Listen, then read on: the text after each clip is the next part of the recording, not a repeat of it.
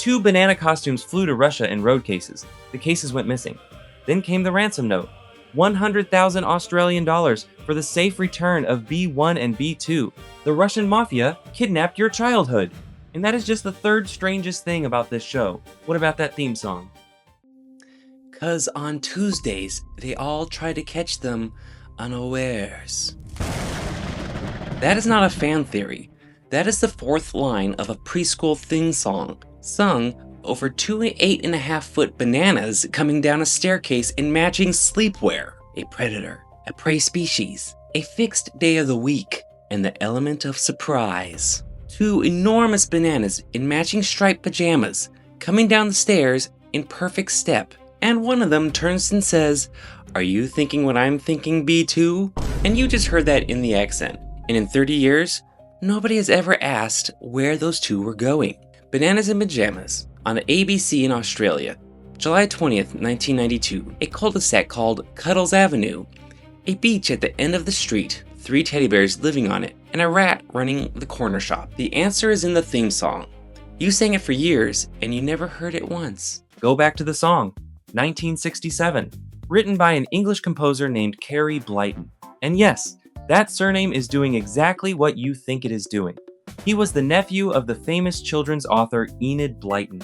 But Carey was not a cardigan in a cottage. He caught polio at 16 and taught himself piano while recovering. He became Benjamin Britten's personal editor. He taught the first composition courses for film and television at the Guildhall School of Music. And, in his spare time, he scored 3 episodes of Doctor Who. 3 episodes. None of them scored normally. For the Silurians, he used crumhorns, a Renaissance woodwind that sounds like a duck having a panic attack. For Revenge of the Cybermen, he brought in ophicleids and serpents, which are real instruments and sound more like spells from Harry Potter. Safe choices were for other composers. The song comes from his book, Bananas in Pyjamas, a book of nonsense, over an animation of bananas pursuing bears, because that is the actual lyric. The bananas are chasing teddy bears, catching them unawares, on Tuesdays, not on a whim. It was a standing appointment. So B1 and B2 are, canonically, the apex predators of Cuddles Avenue, and the show you watched every morning of your childhood is the sequel. Kids lose their entire minds. The song was a hit. Somebody upstairs files that away for later. Then, 1991, the head of ABC Children's Television, Nick Collis George, hands that song to 2 producers, Helena Harris and Claire Henderson, with a brief that barely qualifies as a job. 5 minutes.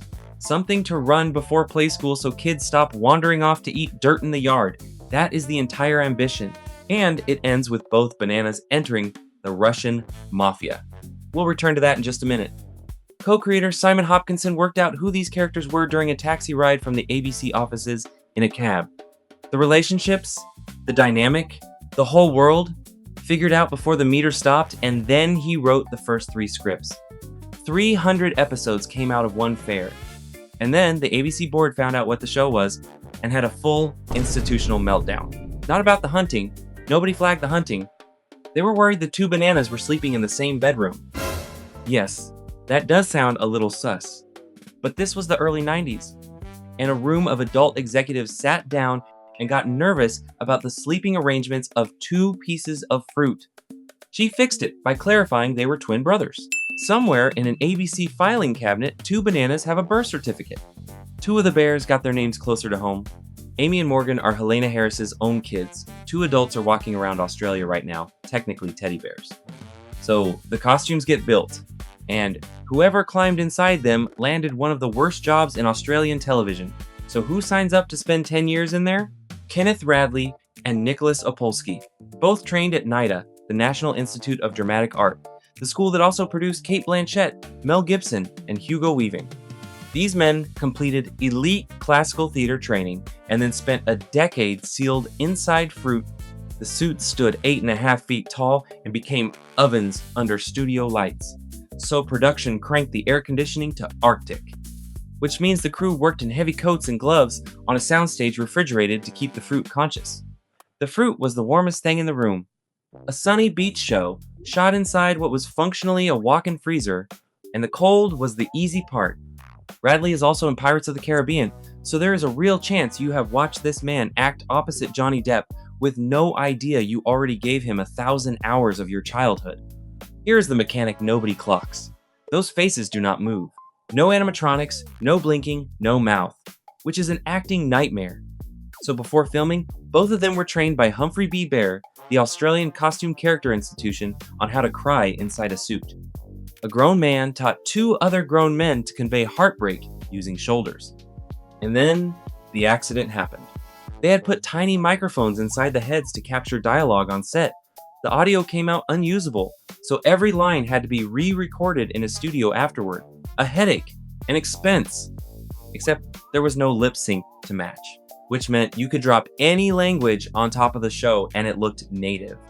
Bananas in Pyjamas went out to more than 70 countries, dubbed into dozens of languages, and became the ABC's most successful export ever made.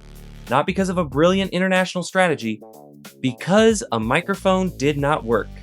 In Sweden, B1 was voiced by Gunnar Örnblad, an actor known mostly for playing villains, which, given the theme song, is the only honest casting in the show's history. And the credits only get stranger. The Bananas wore more than 100 different dress-up costumes across the run, fairies to astronauts, 100 costumes for a guy already wearing pajamas. Writer Richard Tulloch wrote around 150 episodes. The narrator was Karina Kelly, who was not a children's presenter. She hosted Quantum, the ABC's flagship science program. Your bedtime stories were read to you by a science journalist. Shane McNamara played Rat in a Hat from 1993 to 2013. That man was a rat for 20 years. There are marriages that do not clear that. Both Bananas walked away with 2 gold records each. Opolsky has admitted he cannot sing a note. The 90s were undefeated. They performed with the Sydney Symphony Orchestra in front of roughly 195,000 people, in heavy rain, and nobody left. They marched in the closing ceremony of the Sydney 2000 Olympics. Children's television icons, Australia's Bananas in Pyjamas. The press started calling Prime Minister Bob Hawke and his wife B1 and B2. In 2017, the Royal Australian Mint put them on legal tender, a 5-cent and a 20-cent coin. You could legally buy a banana with a banana. So why did it actually work? It was never the bananas, it was the street. Every episode is one small solvable problem on one block. Someone got left out, someone wanted what someone else had, someone lied about a honey cake. The tiniest available drama, treated as if it matters completely, because to a 3-year-old it does, scaled exactly to the size of a toddler's entire life. Now you are probably wondering, Joey, where does the Russian mafia come in? Well, I'll tell you, and I'm not being cute, this really happened. The ABC sends the real costumes to Russia on a promotional trip, escorted by a marketing executive named Graham Graspy. They travel in road cases. In Russia, the road cases go missing. Then a ransom note arrives, 100,000 Australian dollars for the safe return of B1 and B2, and this is where it becomes the most Australian story ever recorded, because the ABC's response was not panic, it was procurement. Radley says leadership asked Graspy exactly one question: how much do they cost to replace? 20,000. So the ABC allegedly said, offer them that. Somebody at a public broadcaster looked at a mafia ransom note and counter-offered 80% off. Bring that energy to your next performance review. The money got wired over, and Graspy, now holding cash in a country where organized crime had just taken hostages made of foam, made the only sane choice available to a man in that position. He went to the airport. He flew home with it. They were never recovered. Radley's own theory, and this is his phrasing, is that they are in some gulag in Russia. So the originals, the actual suits, are sitting in a basement or a landfill or a warehouse in Vladivostok. 2 bananas that Australia decided were not worth the paperwork. Which leaves the better question: why did the version without those 2 men inside never work? Carey Blyton died in 2002, the same year the original run ended. In 2011, the whole thing came back as a computer animated series, 104 episodes, with a kangaroo and a monkey and a dog added. And it was okay. I mean, some kids liked it, but it was never the same. And every one of you already knows why. Because what you loved was never the design, it was the weight. There were 2 men in there, sweating, freezing, being taught to cry with their shoulders, getting the walk exactly right so that when B2 was sad, You, at 4 years old, with no face to read, knew he was sad. That is what you were responding to. Not fruit, effort. Somebody's whole body, working, so that a child would feel something. And here is the part that gets me. You were the audience for a show built to fill 5 minutes. Nobody in that building thought they were making something that would still be sitting in your chest 30 years later. They were solving a scheduling problem. That is how most of the best things in your life got made.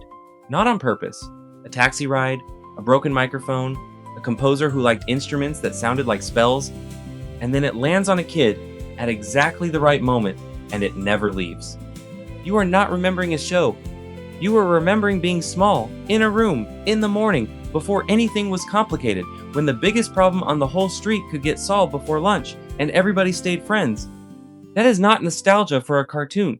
That is nostalgia for a world where the problems were that size.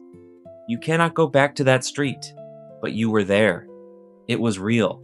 People froze in a studio in Sydney to make sure of it. And on Tuesdays, when nobody is looking, you can still hear them coming down the stairs. Thank you for being here. Every like, every share, every subscribe is one more person who finds out the bananas were hunting bears the whole time. If you want in deeper, the Nostalgia Club is where the extra episodes and the cut material live, and if you would rather just slide the channel a one-time tip that keeps the lights on and the freezer running, we are a missing persons unit for shows nobody reported missing. You are the crew. Until next time, my friend,